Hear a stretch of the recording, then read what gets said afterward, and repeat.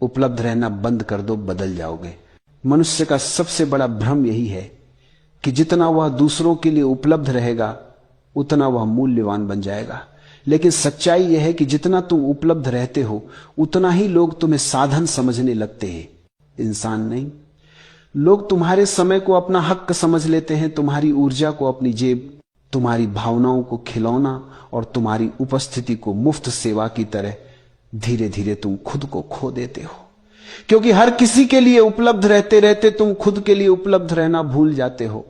जिस दिन तुम हर किसी के लिए दरवाजा खोलना छोड़ दोगे उसी दिन तुम खुद के भीतर का दरवाजा खुलते हुए महसूस करोगे।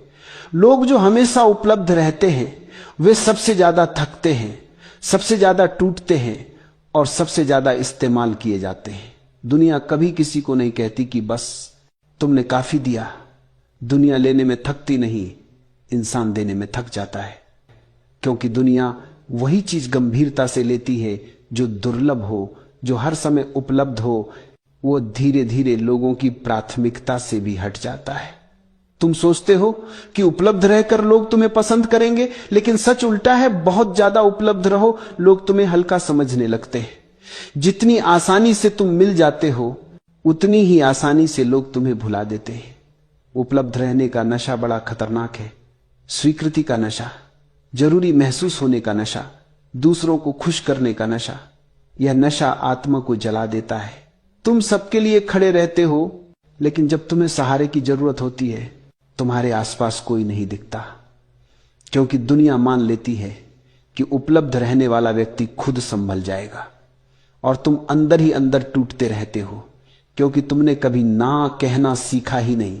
ना कमजोरी नहीं है, ना सीमा है, ना दीवार है जो तुम्हारी ऊर्जा की रक्षा करती है, ना वह शुद्ध शक्ति है जिससे तुम खुद को वापस पाते हो। जो व्यक्ति ना नहीं कह पाता वह दुनिया का भार उठाते उठाते खुद को भूल जाता है।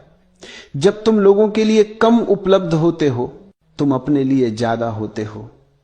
तुम उन लोगों को पहचानने लगते हो जो तुम्हें सिर्फ इस्तेमाल करते थे, और उन लोगों को भी जो सच में तुम्हें समझते हैं।